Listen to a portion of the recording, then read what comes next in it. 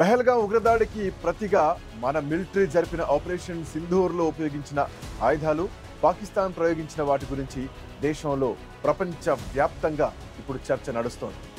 ఉద్రిక్తతల సమయాల్లో వెలువడే అభిప్రాయాలు పూర్తిగా నిజమే లేదా పూర్తిగా అవాస్తవమే అని భావించిన పప్పులో కాలేసినట్లే. నిజానికి ఆయుధ దాడులు కొన్ని ప్రాంతాలకే పరిమితం అయితే దానికంటే ప్రమాదకరమైనటువంటి తప్పుడు వార్తల ప్రచార దాడి ఎక్కువగా జరుగుతోంది.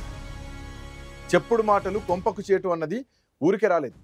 ఎంత అద్భుతమైన ప్రతిభా పాఠవాలు కలిగిన రఫైల్ వార్ జెట్ ను తయారు చేసినటువంటి ఫ్రెంచ్ దేశానికి సంబంధించినటువంటి ఒక డసాల్ట్ ఏవియేషన్ కంపెనీ మాత్రం మార్కెట్ ను ఒడిదుడుకులకు ఎదుర్కొంటోంది. అయితే నిజం ఎప్పుడూ కాస్త ఆలస్యంగానే బయటకు వస్తుంది. ఈలోగా అబద్ధం మాత్రం భూమి చుట్టూ మరో 2 రౌండ్లు కొట్టొస్తుంది. ఈ క్రమంలో సంక్షిప్తంగా రఫైల్ వార్ జెట్ కు సంబంధించి కొన్ని అభిప్రాయాల్ని ఇప్పుడు మనం చూద్దాం. వాటితో ఎవరైనా విభేదించవచ్చు, ఏకీభవించవచ్చు. మే నెల 7వ తేదీ చైనా జెట్ విమానాలకు అమర్చిన చైనా క్షిపణులతో పాకిస్తాన్ 5 భారత జెట్లను కూల్చివేసింది అన్న వార్త పాకిస్తాన్ వేగంగా ప్రచారం చేసుకుంది. దీంతో మార్కెట్లో చైనా వాటా పెరిగింది.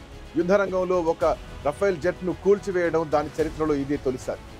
అదేవిధంగా చైనా J-10 PL-15 క్షిపణికి కూడా ఇదే ప్రథమం.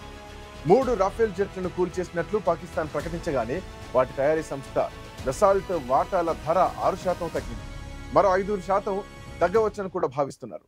చైనా జెట్ల తయారీ కంపెనీ IVIC ధర ఒక్కరోజే 17.05%, మరో కంపెనీ 6%. మొత్తంగా చైనా ఆయుధ కంపెనీల వాటాలు 1.6% పెరిగాయి. ఈ పరిణామం అనేక ప్రాంతాల్లో చైనా పలుకుబడి, విశ్వసనీయత పెరగడానికి తోడ్పడుతుంది. ఇప్పుడు చైనాకు సంబంధించినటువంటి ఆయుధాల నాణ్యత గురించి చర్చ జరుగుతోంది. చైనా తయారీ నూతన ఆయుధాలను ఏ యుద్ధం లేదా ఘర్షణల్లో ప్రత్యక్షంగా వాడని మాట వాస్తవం. అమెరికా తన ఆయుధాల్ని సిరియా, ఇరాన్, ఇరాక్ ఇతర యుద్ధాలను ప్రయోగశాలలుగా చేసుకొని క్లినికల్ ట్రయల్స్ పూర్తి చేసుకుంది. అనేక మందికి చైనా తయారీ సామర్థ్యం మీద అనుమానాలున్నాయి. అయితే పాకిస్తాన్ వాటిని మన దేశం మీద ప్రయోగించిన తర్వాత అనుకూలంగా, వ్యతిరేకంగా విశ్లేషణలు వస్తూ ఉన్నాయి. ఆయుధ కంపెనీల డీలర్లు ఈ సమయంలోనే రెచ్చిపోతూ ఉంటారు. యుద్ధ రంగంలో జరిగింది ఒకటైతే బయటికి ప్రచారంలోకి రావడానికి ఇంకొకటి ఉంటుంది. సో దీంట్లో వాళ్ళ లాబింగ్ ప్రధాన కారణంగా ఉంటుంది. ఆయుధ కాంట్రాక్టర్లు కూడా వెబ్సైట్లు, మీడియా సంస్థల ద్వారా ఈ విధమైనటువంటి బ్యాడ్ ప్రోపగండా ప్రచారానికి ప్రయత్నిస్తూ ఉంటారు. స్విట్జర్లాండ్ వెబ్ పోర్టల్ NZZCH మే 16వ తేదీన ప్రచురించినటువంటి విశ్లేషణ ఎలా జరిగిందంటే, పాకిస్తాన్పై భారత్ దాడి సమయంలో ఫ్రెంచ్ రఫేల్ కూల్చివేత పశ్చిమ దేశాలకు పాఠం చెబుతుంది అన్నట్టుగా ఆ రివ్యూ నడిచింది. పాకిస్తాన్ దాని ఆక్రమణలో ఉన్న కశ్మీర్పై భారత్ జరిపిన దాడి సందర్భంగా చైనా నిర్మించిన జెట్ కారణంగా భారత్ ఫ్రాన్స్ వద్ద కొనుగోలు చేసిన రఫేల్ జెట్ను కోల్పోయింది. ఈ నష్టం తన సొంత మిలిటరీ వ్యూహాలను పరిశీలించుకునేందుకు ఐరోపాకి ఒక మేలుకొలుపు అన్నట్టుగా ప్రచారం సాగింది. ఈ ఉదంతం పశ్చిమ దేశాల మిలిటరీ సాంకేతికతల సామర్థ్యం గురించి ఆందోళన కలిగించింది. యూరప్ వ్యూహాత్మక స్వయం ప్రతిపత్తి రఫేల్ క్రాఫ్ట్ మీద చాలా ఎక్కువగా ఆధారపడి ఉంది. పశ్చిమ దేశాల వైమానిక దళాలు చైనా, రష్యా రక్షణ వ్యవస్థలకు వ్యతిరేకంగా తమ సన్నద్ధతను మెరుగుపరుచుకోవాలి. పరిస్థితికి తగిన జాగరూకత లేకపోతే ఆధునిక పరిజ్ఞానం మీదే ఆధారపడితే కుదరదు. డిఫెన్స్ ఇండస్ట్రీ యూరోప్ అనే వెబ్సైట్ కాశ్మీర్ వివాదంలో భారత్ రఫేల్ ఫైటర్ జెట్ కూల్చివేత అనే శీర్షికతో విశ్లేషణ చేసింది. భారత్ ఒక రఫేల్ జెట్ను కోల్పోయినట్లు చెప్పింది. అనధికారికంగా ఫ్రెంచ్ అధికారులు నిర్ధారించారు. అమెరికా వర్గాలు కూడా చెప్పాయంటూ చెప్పింది. డిఫెన్స్ సెక్యూరిటీ ఆసియా అనే వెబ్సైట్ మే 15వ తేదీన వెల్లడించిన విశ్లేషణకు రఫేల్ కూల్చివేత బిలియన్ల డాలర్ల ఒప్పందంపై ఇండోనేషియా పునఃసమీక్షలో పడ్డంపై ఫ్రెంచ్ జెట్ పరువుపై దాడి అని పేరు పెట్టింది. 3 భారత రఫేల్ విమానాలను కూల్చినట్లు పాకిస్తాన్ ప్రకటించడంతో ఇండోనేషియా ఉన్నత స్థాయి రక్షణ అధికారులు రఫేల్ యుద్ధ సామర్థ్యం గురించి సమీక్ష చేస్తున్నట్టు ప్రచారం నడిచింది. ఘర్షణాత్మక ప్రాంతాల నుంచి వెలువడిన ప్రకటనల ఆధారంగా నిర్ధారణలకు రాకూడదని నిపుణులు హెచ్చరించినా పట్టించుకునేవారే లేదు. ఎంతో శక్తివంతమైనవి అన్న పేరున్న అమెరికా తయారీ F-16, 18, 22 రకాలు కూడా కూలిపోయిన సందర్భాలున్నాయి.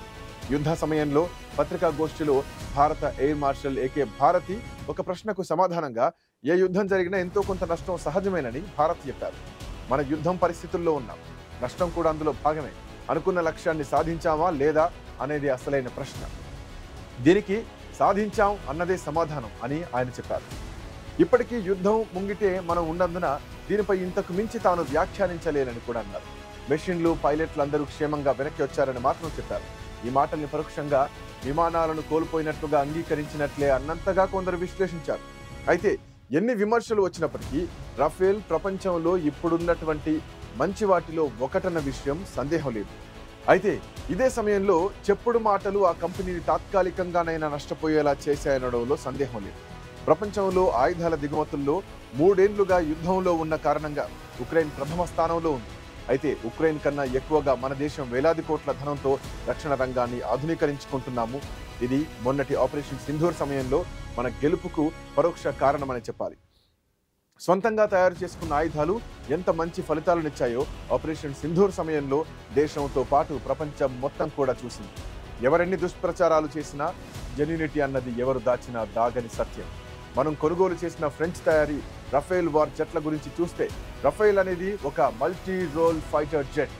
ఇది ఫ్రెంచ్ కంపెనీ దసాల్ట్ ఏవియేషన్ ద్వారా తయారు చేయబడింది. ఇది ఒక ఆధునిక శక్తివంతమైన యుద్ధ విమానం. ఇది గాలి నుండి గాలికి, గాలి నుండి నేలకి, అలాగే నేల నుండి గాలికి కూడా దాడి చేయగలదు. రఫేల్కున్న మరో ప్రత్యేకత దాని వేగం. ఇది గంటకు 1912 కిలోమీటర్ల వేగంతో ప్రయాణం చేస్తుంది. అంటే ఇది శబ్దం కంటే రెట్టింపు వేగంతో దూసుకుపోతుంది. ఇంత వేగానికి M88 ఇంజన్ కారణం కాగా దీనికి 4.5 జనరేషన్ ట్విన్ ఇంజన్స్ ఉంటాయి. రకరకాల మిస్సైల్స్ ను క్యారీ చేయగలడం దీని ప్రత్యేకత. ఇది శత్రు దేశాల రాడర్ కంటికి దొరకకుండా టార్గెట్ పూర్తి చేసుకునేలా రూపొందించబడింది. ఇది శత్రువుల దృష్టికి అందకుండా సుదీర్ఘ దూరం ప్రయాణించగలదు. అంటే ఇది గాలి నుండి గాలికి, అలాగే గాలి నుండి నేలకు చాలా దూరంలో ఉన్న లక్ష్యాల్ని కూడా ఈజీగా అధిగమిస్తుంది. మన దేశం ఫ్రాన్స్ నుంచి 36 రాఫేల్ యుద్ధ విమానాల్ని కొనుగోలు చేసింది. ఇది ఫ్రెంచ్ కంపెనీ దసాల్ట్ ఏవియేషన్ ద్వారా సరఫరా చేయబడింది. ప్రస్తుతం 11 రాఫేల్ యుద్ధ విమానాలు భారత వైమానిక దళం అమ్ముల పొదిలో ఉన్నాయి. మొన్నటి పాకిస్తాన్తో జరిగిన 4 రోజుల పరిమిత యుద్ధంలోనూ ఇవి వీరోచితంగా పోరాడాయి. అయితే ఆపరేషన్ సింధూర్ విజయవంతం తర్వాత వీటి సామర్థ్యంపై అనేక అగ్రదేశాల కన్నుపడింది. పాకిస్తాన్ ద్వారా రఫేల్ గురించిన నెగటివ్ ప్రచారం మొదలుపెట్టారు. ముఖ్యంగా పాకిస్తాన్ మీడియా సంస్థలు ఈ ప్రచారంలో కీలక పాత్ర పోషించాయి. పాకిస్తాన్ ఫైటర్లు ఒక రఫేల్తో సహా 5 భారతీయ యుద్ధ విమానాల్ని ధ్వంసం చేశాయని దుష్ప్రచారం చేశాయి. 2021లో పంజాబ్లోని మోగా జిల్లాలో కూలిపోయిన MiG-21 ఫోటోను రాఫేల్ కూలిపోయిన ఫోటోగా ప్రచారం చేసింది. సాక్షాత్తు పాకిస్తాన్ ప్రధానమంత్రి షాబాజ్ షరీఫ్ కూడా ఈ వాదన చేశారు. కానీ ఎక్కడా దాని కనీస ఆధారాలు కూడా దొరకలేదు, ఇవ్వలేదు కూడా. పాకిస్తాన్ రక్షణ శాఖ మంత్రి అయితే ఓ అడుగు ముందుకేసి ఆధారాలు కావాలంటే సోషల్ మీడియాలో వెతుక్కోమంటూ ఓ విదేశీ ఛానల్ ఇంటర్వ్యూలో చెప్పడం జోక్గా మారింది. ఈ విధమైన ప్రచారం పాకిస్తాన్లోనే కాదు, బంగ్లాదేశ్లోని అనేక మీడియా సంస్థలు కూడా ఒక రఫేల్తో సహా 5 యుద్ధ విమానాల్ని కూల్చివేశారని ప్రచారం చేశాయి. అయితే భారత ప్రభుత్వం ప్రెస్ ఇన్ఫర్మేషన్ బ్యూరో PIB ఈ అబద్ధపు ప్రచారాన్ని ధీటుగా ఎదుర్కొంది. ప్రతి సంఘటనకు సంబంధించి ఆధారాలను అందించి అవి ఫేక్ వార్తలని రుజువు చేసింది. ఈ దుష్ప్రచారం కారణంగా కొంతకాలం వరకు ఫ్రాన్స్ కంపెనీ షేర్ల విలువ తగ్గిపోవచ్చేమో, కానీ అది ఎలకాలం మాత్రం అలా ఉండకపోవచ్చు. కానీ ఎంతో కొంత నష్టం జరిగిందన్నది మాత్రం నిజం.